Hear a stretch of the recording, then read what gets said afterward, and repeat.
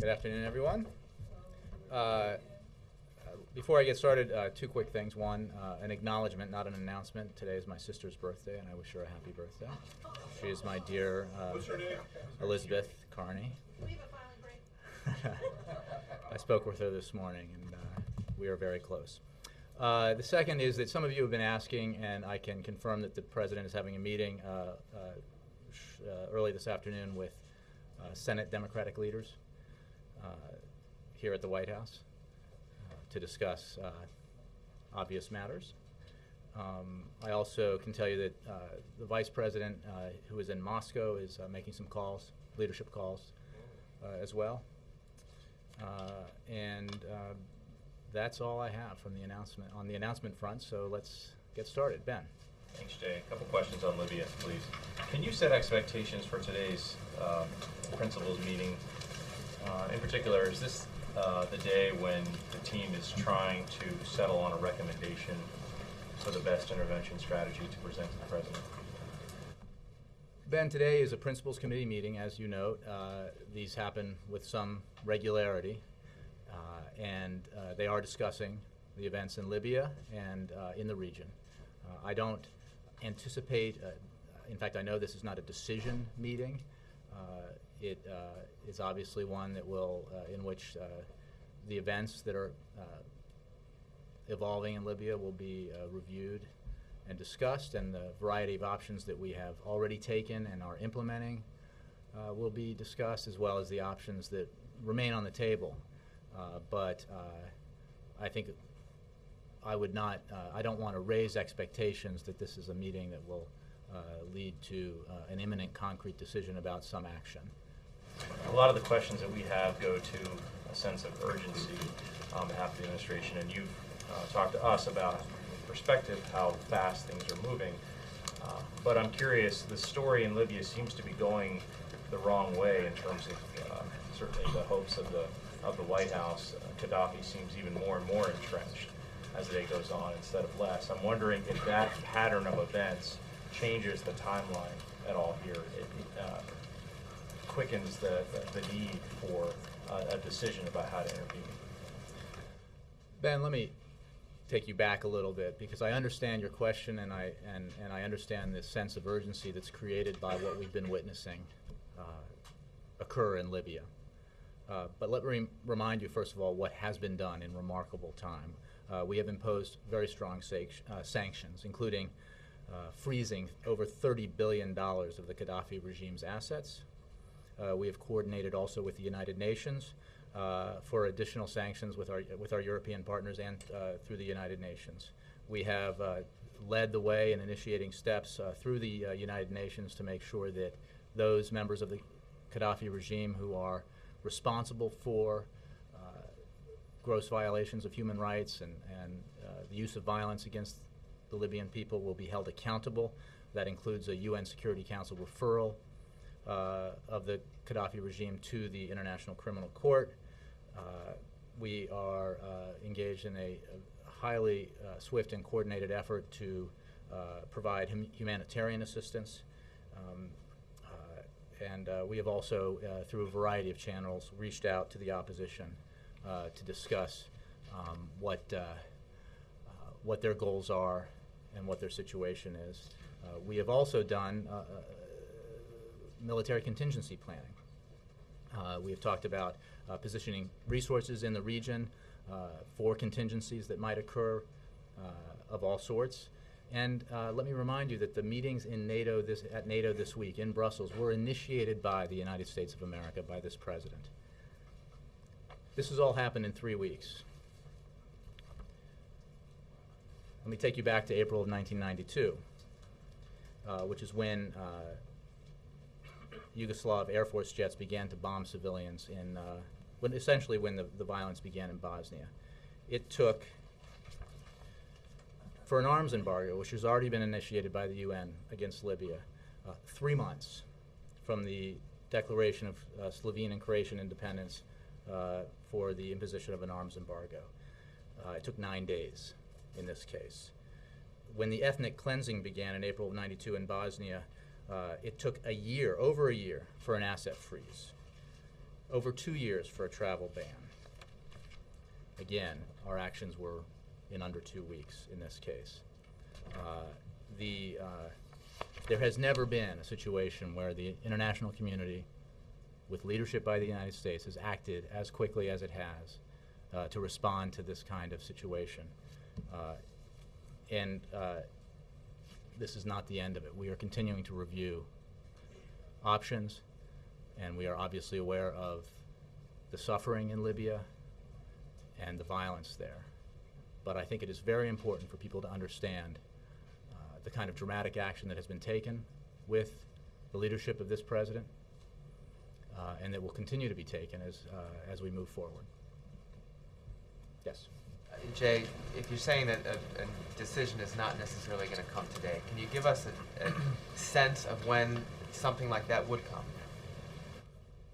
As you know, Jeff, there have been meetings all week in Brussels at NATO. They continue. We are in the process of reviewing a variety of options, which I've discussed from here, from Air Force One yesterday, and others obviously have discussed. I don't have a timetable for you for further decisions, or even I don't want to put on the table here that some action will take place at some point in the future. The actions we've taken have been dramatic, and we are implementing them in a way that we hope they will have an effect. We are also, as you know, using the full spectrum of our intelligence resources to ensure that we are monitoring what's happening in Libya, and in a way that will enable the international community to hold responsible those members of the regime who are perpetrating violations of human rights. So this is an ongoing process. The review continues. The options are refined and reviewed and considered, and obviously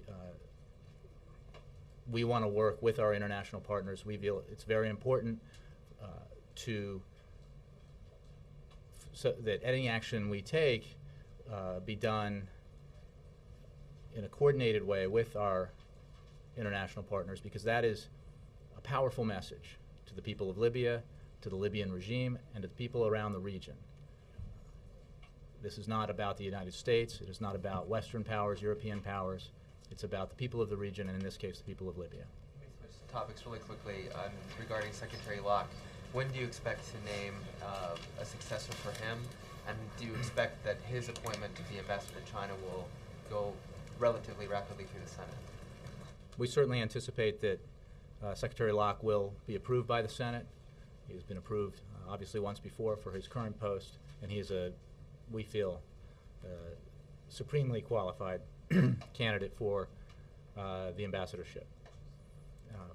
The process that the President just went through was one to search for a replacement for the ambassador to China. It wasn't one, that was the primary goal. It was not to search for a replacement for whoever filled that role. So I don't have a timetable for you on naming a nominee to succeed Secretary Locke. Yes, Jake. First of all, happy birthday to your sister. She thanks you. So the Republicans on the Hill have seized upon NPR's latest woes to talk about how it's time for the federal government to stop subsidizing the Corporation for Public Broadcasting.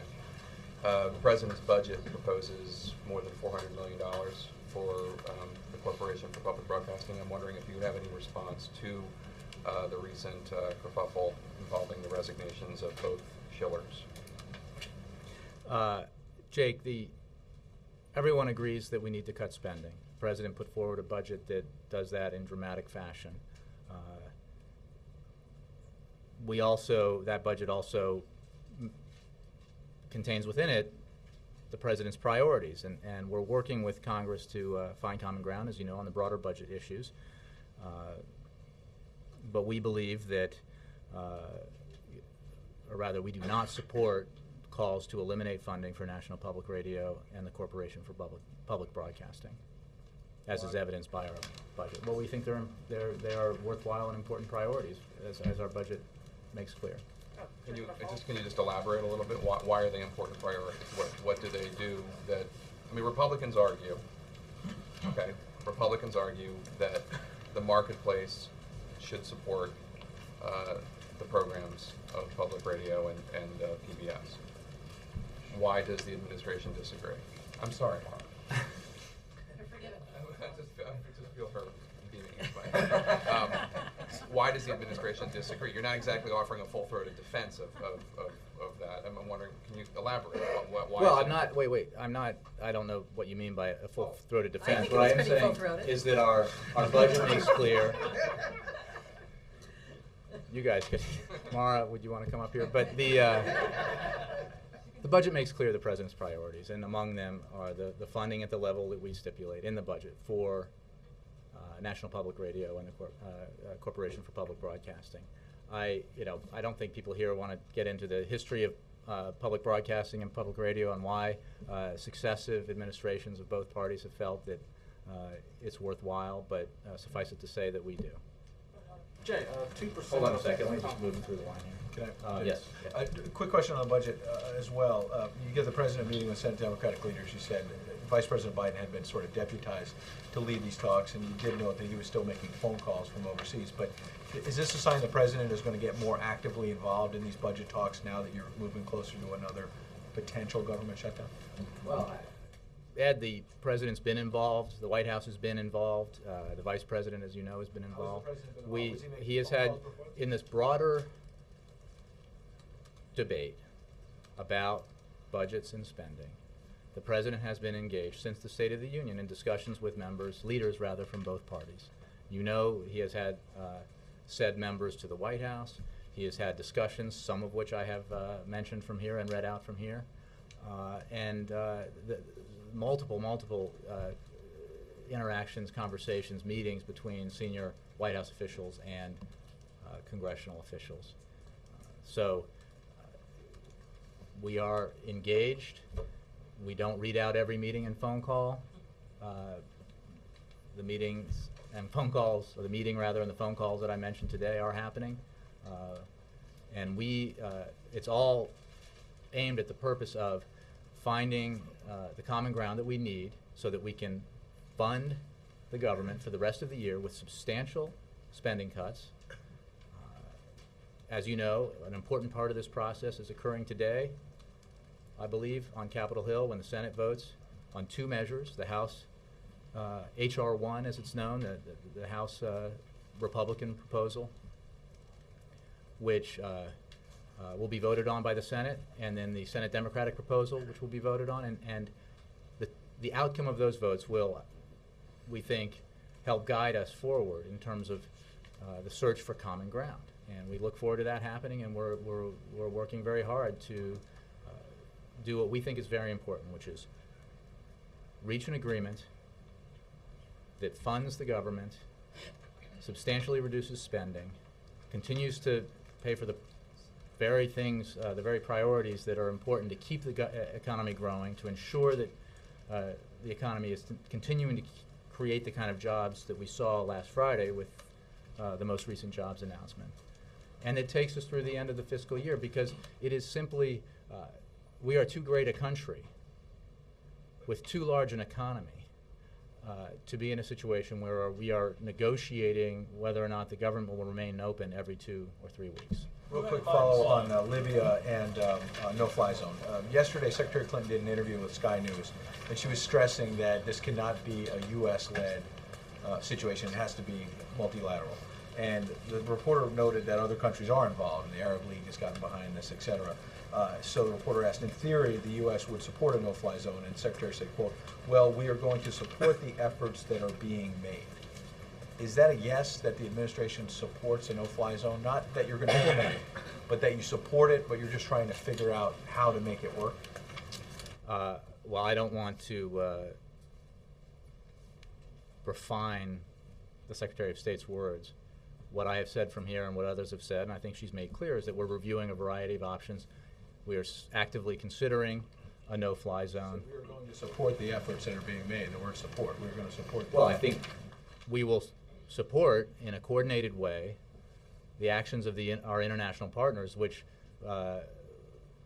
we have leading up to this point, and we will going forward, because we are an elemental part of that process. But international partners like Britain and France are suggesting they support a no-fly zone. So if they're able to go on record and say they support it, why can't we? Well, first of all, I think you're getting a little ahead of yourself in terms of a process of preparing for potential contingencies, evaluating options,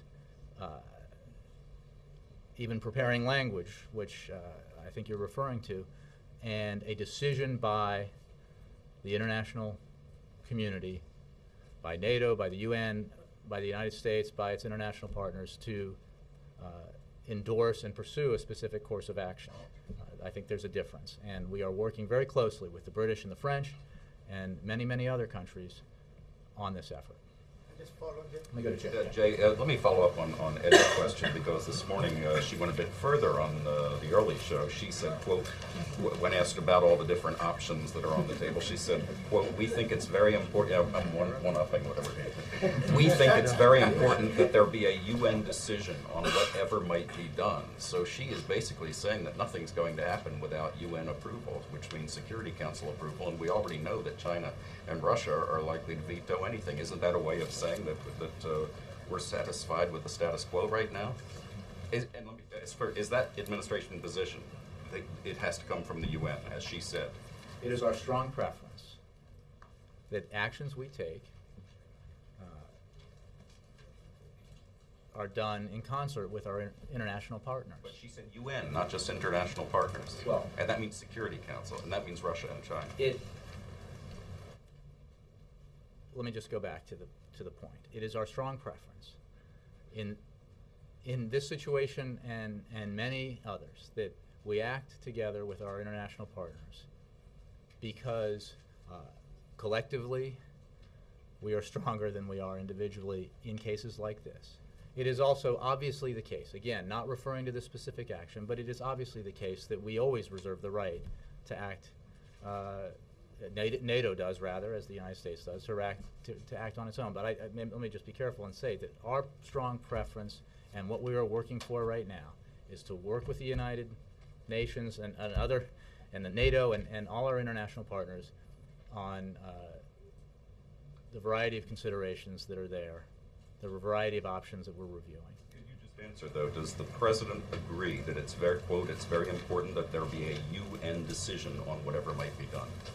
It is very important that we work together with the United Nations and other international organizations and our international partners. She said that there be a UN decision. It's very important. I'm not going to. Are you walking back I am what not she walking said? back what she said at all. I mean, I think I just would refer you to the State Department, but it is very important that we work with the United Nations. Okay, but that's not what she said. Again, she said there be a UN decision on whatever might Well, be. again, we are working with the United Nations. We're working with the British and the French. We are pursuing that course as we decide collectively what options we may take. Okay. On another topic, as you know, in the past, the President has talked about situations in which the U.S. has a moral obligation to intervene, not just intervention on behalf of U.S. National interest. Is he looking through that lens at this situation in Libya? Does he consider this a situation that could get to the point where the United States has a moral obligation to intervene? Is that one of the ways he's looking at this? Chip, I would say that the statements and the actions that have been taken by this president in the 3 weeks since this circumstance began in Libya demonstrate the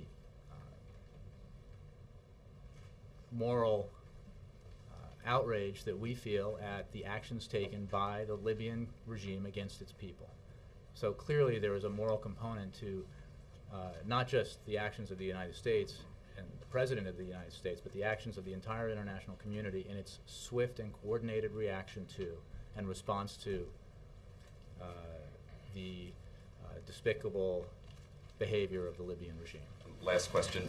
Is there any chance he would stop by the principals meeting today? And just trying to get a sense, is there a vigorous debate going on back there over what to do, or is it more waiting You want me to to break it down for you, who's on what side and everything? That would be Would that be okay great. from here? That would be really great. So you're conceding that there are two sides. I am not. At least two. More than two sides? It was really nice of you to offer that. We are, these meetings, again, let me go back to the, my original answer to the original question. These meetings are held frequently in the Situation Room here at the White House, Principals Committee meetings.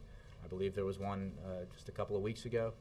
And, you know, they are evaluating the various options and the situation in Libya and the broader region and the various options that we have taken and are implementing and others that remain on the table. I don't have any information on the possibility the President will stop by. It's not anticipated. Ambassador Rice told Good Morning America today that the U.S. will keep up the pressure on Gaddafi until he falls. Is this the regime change the President is so often skeptical of? Well, we've made clear, Wendell, that we believe, the President has said very forcefully that Muammar Gaddafi needs to leave, needs to step down.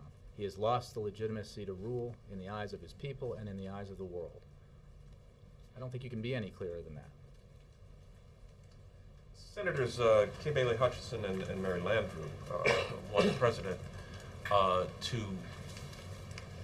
extend the leases that were basically frozen after the Deepwater Horizon spill in the Gulf of Mexico, instead of reviewing them. As I understand, all of the leases are being reviewed now individually. Given the increases recently in the price of oil, is this something the President could support?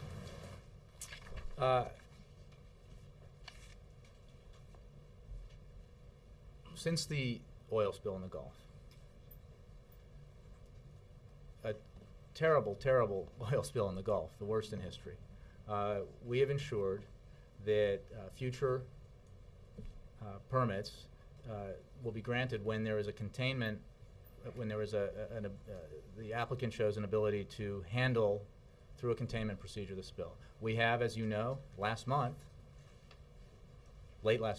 week, granted our first permit for deep water drilling. Since the oil spill, we have granted 37 permits, shallow water permits. Moreover, it's important to note, and I don't think many people realize this, that domestic oil production last year rose to its highest level since 2003. This administration has actively pursued all forms of energy production precisely because we think it's so important to reduce our dependency on foreign oil and to create the clean energy industries that will drive economic growth and job creation and our national security through a reduction in foreign oil dependence in the future. So I think that's my answer. And having the SPRO still being considered? I don't have anything new on that. We are monitoring the situation with oil prices. We are confident that the global system has the capacity to deal with a major disruption. We understand the impact that higher gasoline prices have on family budgets, but I have nothing specifically to add except that that option is one we're considering, which we said before. Let me just one more question. Okay, let's. The Wisconsin State Senate Majority Leader says the president's political team in Chicago is working to recall Wisconsin state Republican legislators. Any truth to that? I have no idea what you're talking about, Wendell, honestly. Yes. Just, I want to try one more time with Jake's line of questioning on NPR. With the proliferation of media from all points of the political spectrum and all points of opinion, why is it important for the taxpayer to still continue to fund public broadcasting? Again, I'm not going to, I've made clear what our position is on this. I don't want to get into a debate about the merits of public broadcasting. I'm not trying to engage in a debate, I'm asking. But Mike, the reality is that administrations, both Republican and Democratic, have supported public broadcasting in the past, and we think in an era where tough choices have to be made, including the ones that this president laid out in his proposed 2012 budget, that there remains a need to support public broadcasting and NPR. I don't have anything more on it for you. Okay. Tomorrow, Representative Peter King will have a hearing, obviously very controversial, and obviously the Deputy National Security Advisor spoke on this over the weekend, Sunday. Does the White House object to the tone and the comments coming from Congressman King, or do you object to the fact that this hearing is being held at all, or what do you object to about this hearing specifically? Well, I think I have to take issue with your premise. We have said, object to the well, we have said that we welcome congressional involvement in this issue. We think it's an important issue. The Deputy National Security Advisor, Dennis McDonough, spoke about our position on this issue and the violent extremism here in the United States, and made points that we think are very important, which is in the United States, we do not practice guilt by association, A. B, we believe that Muslim Americans are part of the solution. They are not the problem. It is through the helpful cooperation of Muslim Americans that we are able to effectively address this issue.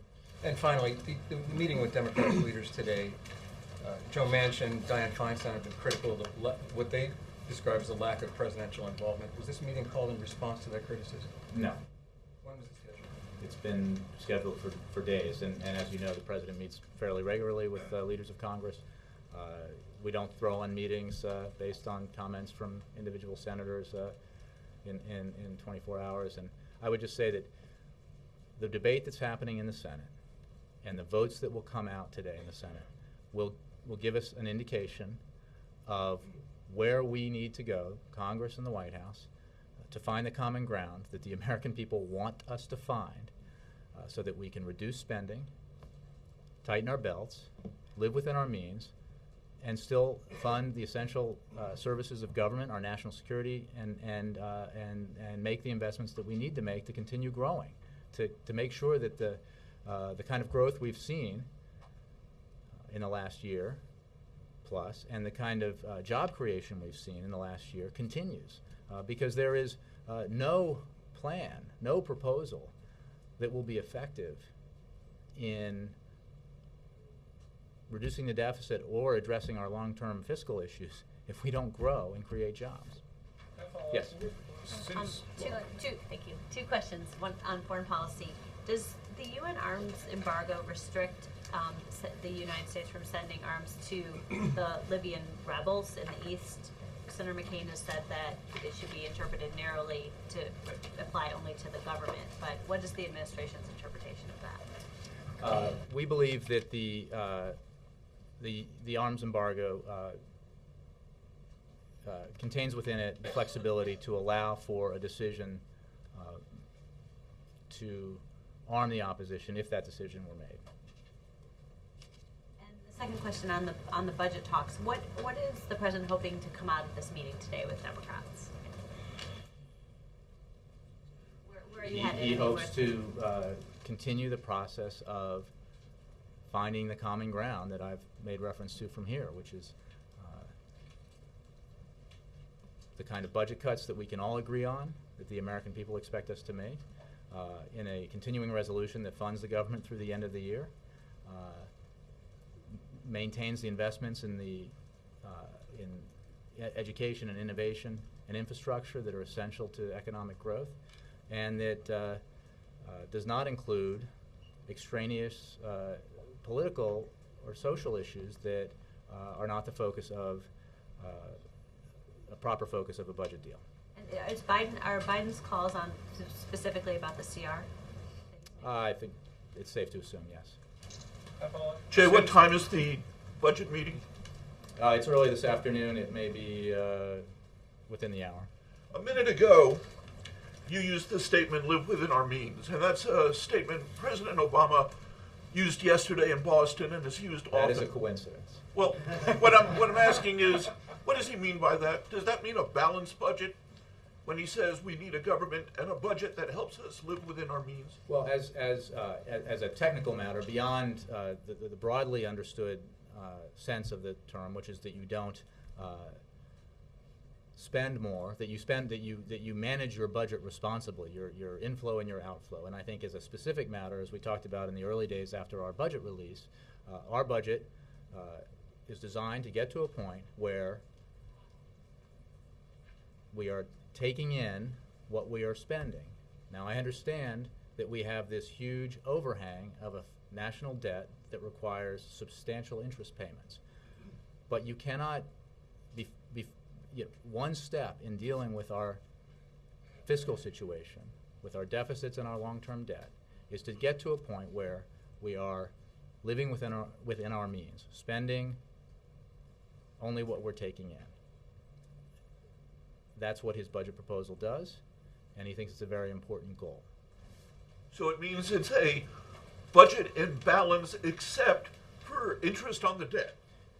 Mark, if you, and I assume this isn't true, but let's say your credit card bill arrived yesterday, and you have a substantial balance and an interest payment that you have to deal with.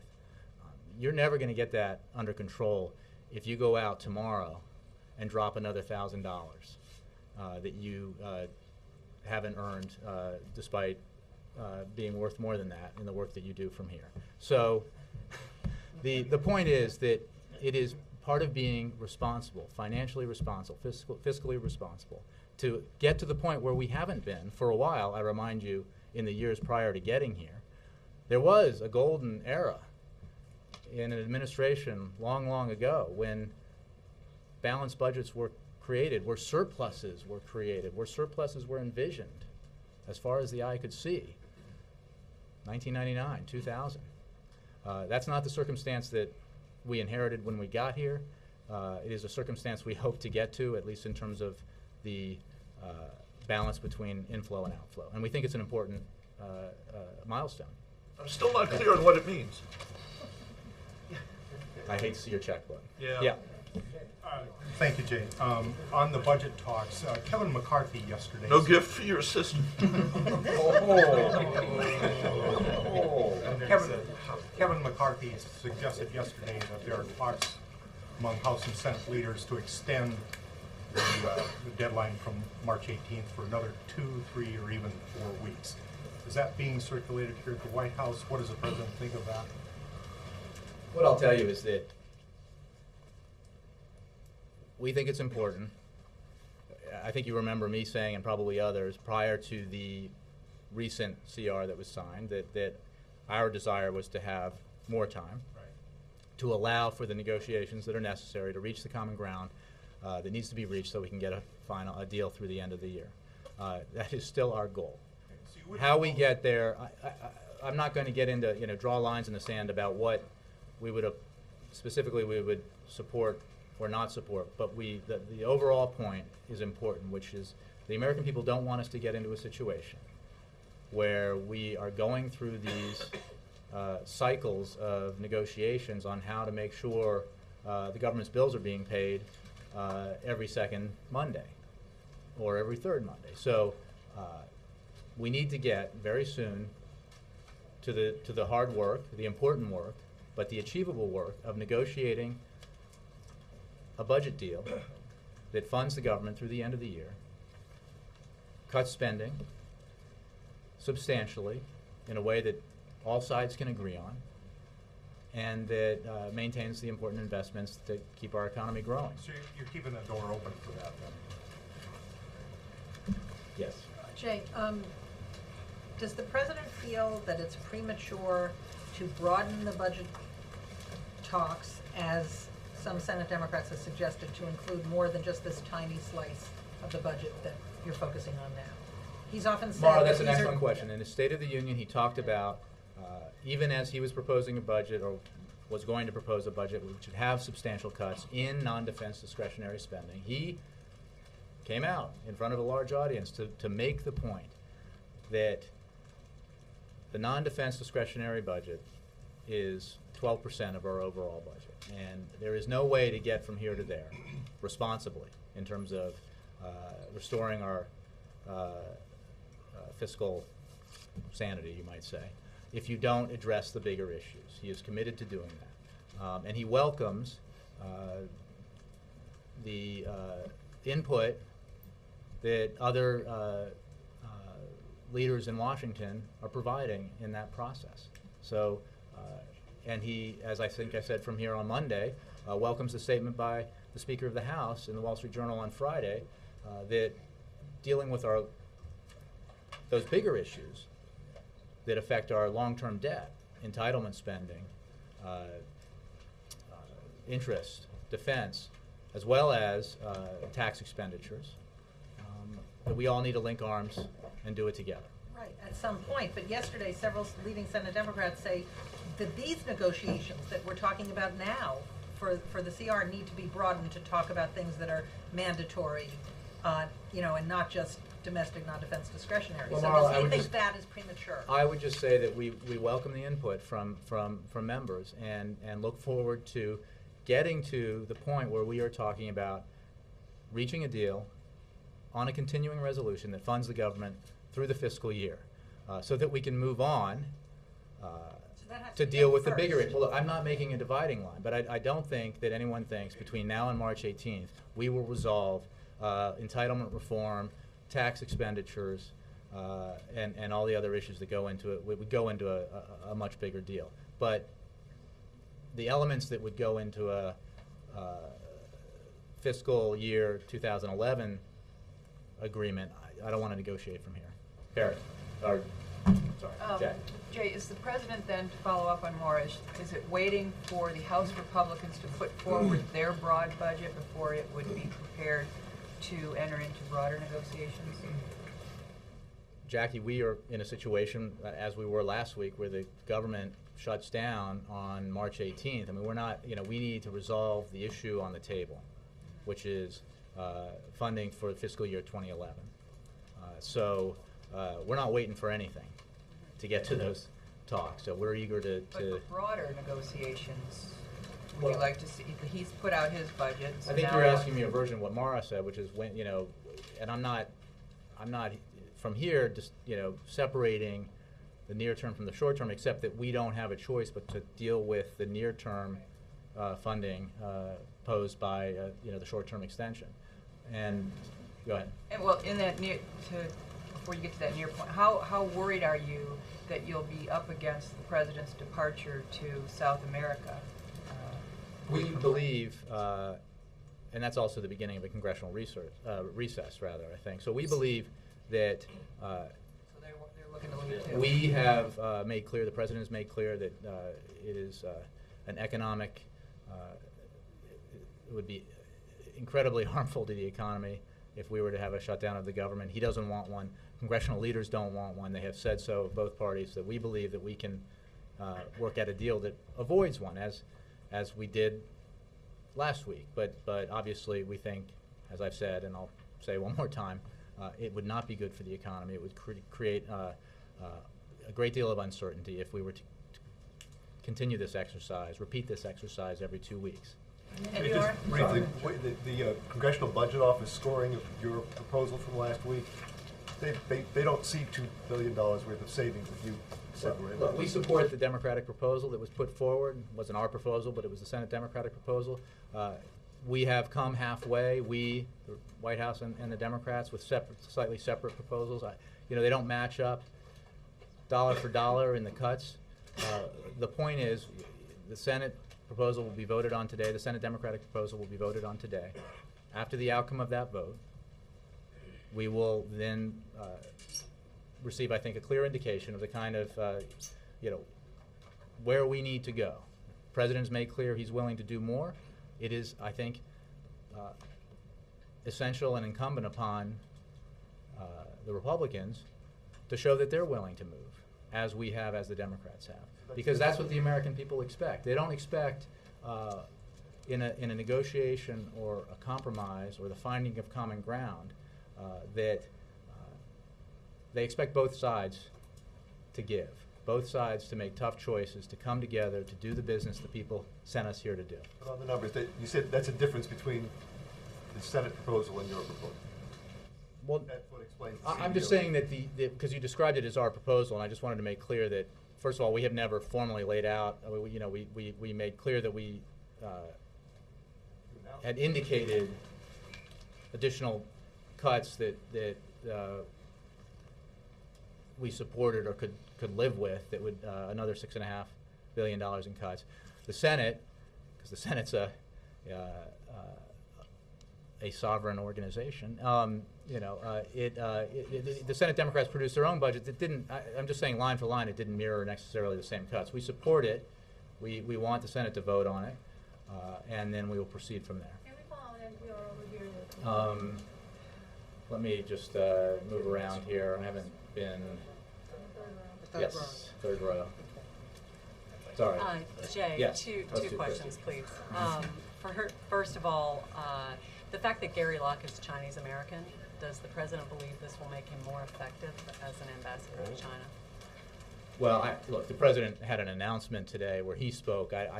His words are far more important than mine on this issue. He obviously thinks Secretary Locke will be an excellent ambassador. There are a lot of very important ambassadorial posts around the globe, and this is top shelf, as you might say. So his background, his range of experiences, what he brings to this job make him ideally suited to fill it. So that matters more than the fact that he's Chinese American, or that doesn't matter at all? Well, I wouldn't rank it. Obviously, the fact that he's Chinese American. Does it matter? Secretary Locke spoke about how it matters to him, and it obviously matters to us that he brings that as part of who he is to the job. Okay, and if I could just ask you on Guantanamo, does the president believe that Americans want that detention center closed? And does he have any hope for the possibility that it can still happen during his term? The president didn't make his position based on polling, if that's what you're asking. What he firmly believes is that it is in America's interest, in our national security interests, as many military leaders have said, and as I would remind you the previous administration said towards its end, that we should close the detention facility at Guantanamo Bay. I mean, that remains his position. And based on the logic that he explained at the time, I wonder if you think or he thinks that simply declaring that he wanted it closed and that he still wants it closed achieves part of the goal. Our position is well known in the United States and around the globe. And again, it is a position that's not ours alone or his alone. It's shared by military leaders and was expressed by the previous administration. There are obviously obstacles to that. We understand the reality that we're living in and that this is a difficult issue, but it remains his goal. He remains committed to seeing that facility closed in the interests of America's national security. Glenn. Jay, one of the members of that sovereign organization, the Senate, Chuck Schumer, who the President will presumably see today, has proposed putting entitlements on the table as well as certain tax hikes. How does the President feel about that? And a second question from another sovereign. Dick Lugar yesterday said that he felt the United States could not afford, in a fiscal sense, any intervention in Libya. Let me go to your question about Senator Schumer. And I would just say what I said tomorrow, which is we welcome the thoughtful input of lawmakers on this issue. It is vitally important that we all recognize what the President made clear in his State of the Union, which you cannot get your fiscal house in order if you only go after 12% of the budget, and that's what non-defense discretionary spending amounts to. So the more people who recognize the seriousness of this and the kind of steps that have to be taken, the better. Because as he's made clear, we have to do this together. We have to get in the boat together and row in the same direction, with everyone sitting down and not standing up so the boat doesn't tip over. And he remains committed to that goal. On the, sorry, what was your second question, Glenn? Yes, Senator Lugar said one of the factors we should consider in Libya is the cost. He said we can't afford it. I think that we consider all the factors, all the elements. And one of the things I got at, I think, yesterday on the plane and the day before from here, and others have, is that, Secretary Gates, is that what's important when we consider these options that have memorable phrases attached to them, like no-fly zone, is that these are substantial undertakings that require assets and potentially put Americans and our the forces of our international partners in harm's way. And obviously, they also cost money. So all these factors are things that we consider as we develop a set of options and potentially pursue one or the other. April. Jay, I want to go back to AFRICOM. How often does the president talk to the commanders at AFRICOM? How often did he talk to Kip Ward, who is now former commander there, and you have Carter Ham now commander there? April, I have to take that. I mean, Defense might know. Obviously, there's a chain of command. He doesn't, as far as I know, have regular scheduled contacts with different, regional commanders. But beyond that, I'm not sure. Well, I could find out for you, but I'm not sure what especially right now, AFRICOM is very important because administration sources are saying that this, if indeed there were to be some way to enforce the no-fly zone and to deal with military options, the U.S. Africa Command Center would be the lead. So with that, do you know anything of how the president is communicating? How is he getting information from AFRICOM? And also, not only just with Libya, there are other issues with Cote d'Ivoire. There are other issues within Africa. Is the president being apprised of what's happening? Well, absolutely. He's being apprised of what's happening multiple times a day in terms of Libya and the whole region, as well as Cote d'Ivoire. The AFRICOM it's not an independent entity. It's part of the military command structure, and he speaks with his defense secretary and his commanders regularly. But I don't have any information on you in terms of his specific communications with one command. And there's a follow-up. Is there somewhat of a study or some type of assessment on the psychological costs of the soldiers to go into combat again, the possibilities for more combat? I'd have to refer you to the Defense Department. I don't know. Margaret? Thanks. Forgive me if this came up Monday. I might just be spacing on it. When Dennis McDonough spoke on Sunday, he made a reference to the fact that the administration's approach to domestic radicalization would be forthcoming within the coming weeks. And I'm just wondering if you know what he was talking about. Are you guys getting ready to unveil something new, or what? Or I just didn't know. Do you know anything more about that? Should we expect? Well, I don't want to get ahead of what Mr. McDonough said. So I think that we have made clear that we take this issue very seriously. We think it's an important issue. We have been engaging in it or evaluating it for some time, and one of the reasons I think that, because people had talked about the timing of Mr. McDonough's speech, the timing was associated with where we are in the process of that review of the situation, which we think is is an important one, and that's why he spoke. So I don't have anything more for you on what specifically he was referring to that I can announce for you. Yeah, I mean, the administration already has a policy. Nothing that I can announce. Okay, thanks. Yes. Since you spoke to us on Monday, has the U.S. government been able to reach any clarity about the makeup and the aspirations of the various Libyan opposition factions? Well, I can't say more than I said, which is that we are in contact with opposition groups, individuals and groups through various channels, and that's ongoing. Yes, ma'am. On the King hearings, I guess ahead of it, I know we heard from McDonough, and I know that the feeling is that there's still outreach to the Muslim community, but they are, for whatever reason, they're feeling demonized, and there is this guilt by association, whether the administration is vouching for it or not. Are we going to hear from the president for this? Obviously, Muslim engagement is something that the president has been working on throughout this administration.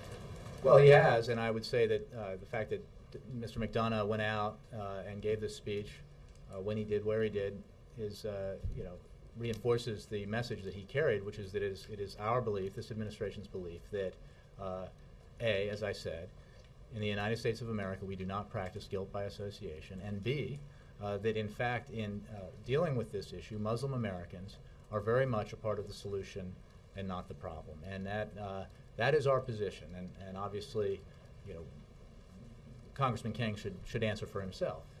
Yes, Dave. I'm sorry, but will we hear from the president? I don't have an announcement on when he might speak next. Yeah, Dave. Thanks, Jay. A few minutes ago, Speaker Boehner put out a tweet saying, this is it in its entirety, Americans have one message for their elected leaders, cut spending now. What's the White House response to that? Do you think that's where the political debate now is? I think in the 140 characters allowed in a tweet, there is room to add. And I would say that Americans want spending cut, and they want responsible government, and they do not want actions taken in Washington that would undermine the recovery that we have fought so hard to achieve, and that we are in the process of seeing, that including the substantial private sector job growth that we saw last Friday. So that's more than 140 characters. Yeah. But if you put it into one of those condensers, that's cheating, but nevertheless. Okay. Do you think? But do you? Americans want us to responsibly cut spending and not tank the economy. Okay. But do you think the debate is such that the emphasis has become unduly put on the cutting part of that equation? I think that, more importantly, the president thinks that cutting spending is important, and he made that clear. There is no disagreement here in Washington or around the country that we need to reduce our spending to deal with our deficits. And I would remind you again that the president's budget that he put forward does two things. It cuts spending and it reduces the deficit, which is a challenge that not every plan that we have heard, specific or otherwise, can meet. So his commitment is clear. His commitment to work with Republicans and Democrats to find common ground is clear. And we are engaged in that process now. He is optimistic that we can find that common ground. Let me move around some folks that I haven't. Yes, Jerry. Jay, two questions. On the meeting with the Democratic leaders, you said they're trying to reach common ground. Are they trying to reach common ground among Democrats, or a common ground with something that's palatable to the Republicans in the House and Senate? Yeah, my reference to common ground was everybody, Republicans, Democrats, coming together for a final resolution of this issue of funding the government through the end of the fiscal year. This meeting is part of that process. And then on Libya, Jay, with Guantanamo Bay, the executive order earlier in the week, and with the Congressman King's hearings, is this making the delicate line the White House is trying to make in Libya more difficult? Are these two domestic decisions making the president's work more difficult internationally? No. Yes. I'm Tosh Yogata with Japanese newspaper. Two questions. On Libya, U.S. has been communicating with European allies, but do you have any plans to communicate with your Asian allies such as Japan in light of G8 foreign ministers meeting in Paris? And secondly, on Okinawa, Japan, where the U.S. base is located, there was a comment by senior U.S. State Department official on Okinawa made to a U.S. student saying that the people in Okinawa are lazy or etc. I'm not aware of that comment, so I'd have to refer you to the State Department. And in terms of the spectrum of communications we're having on Libya, I might also ask you to either check back with us, the National Security staff, or with the State Department.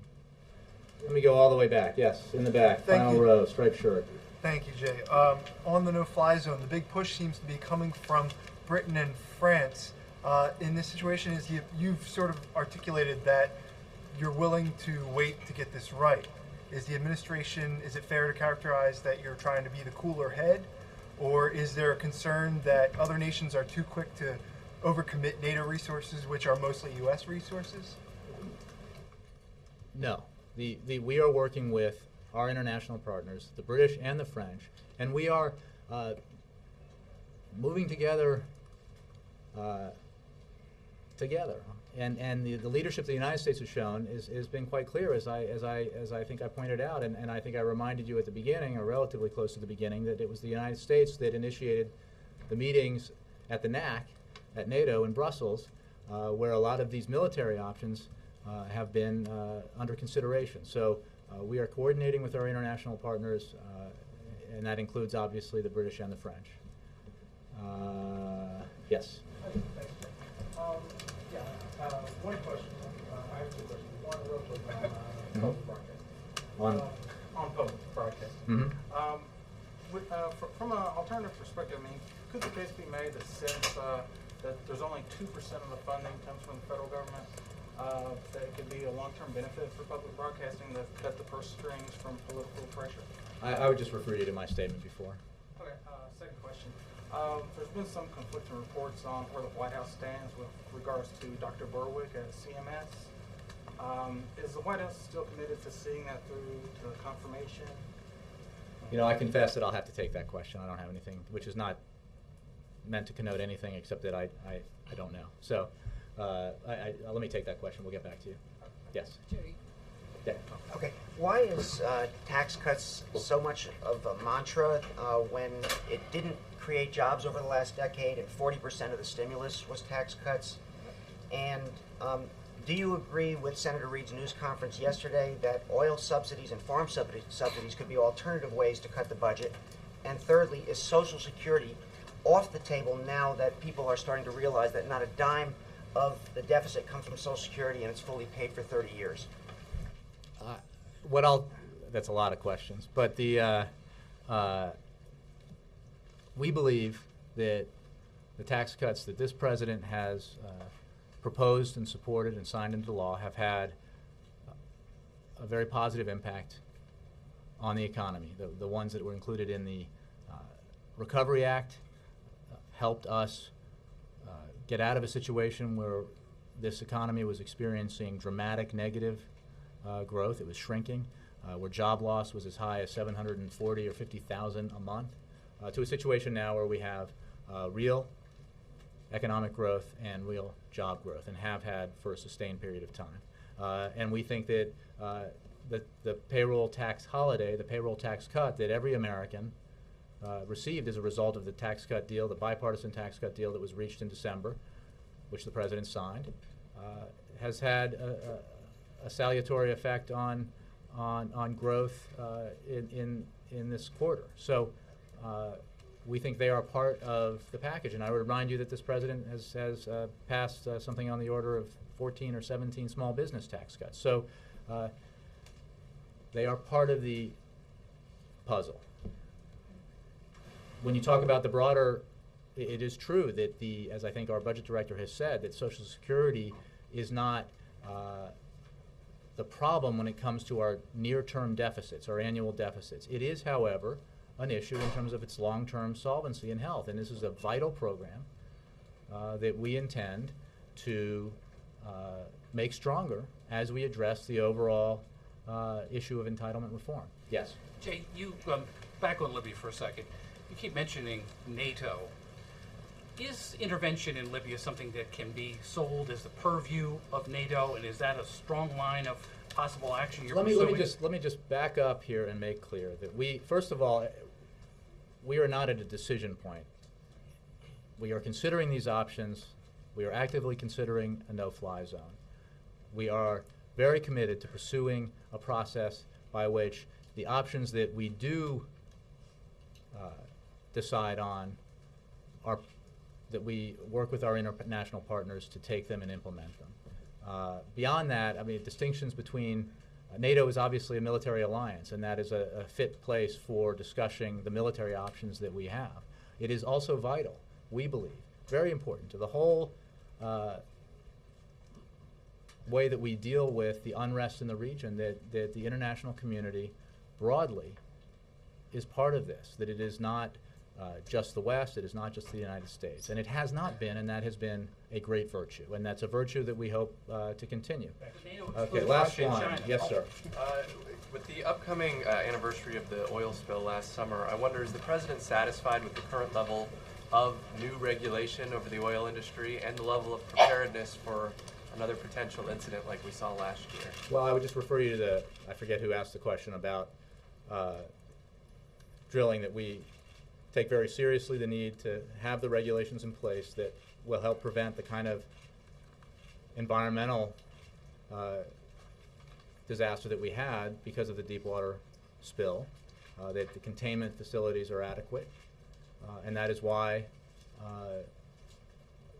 those companies that have sought leases for deep water drilling have had to prove that they have that capacity. And we, as I mentioned, approved the first lease since that process, those regulations were implemented last week. We are very much interested in responsible but effective oil exploration and recovery, and that is why we have approved 37 shallow water permits, and why overall, as I noted, domestic oil production is at its highest. Last year was at its highest level since 2003. That's it for me, folks. Thanks very much.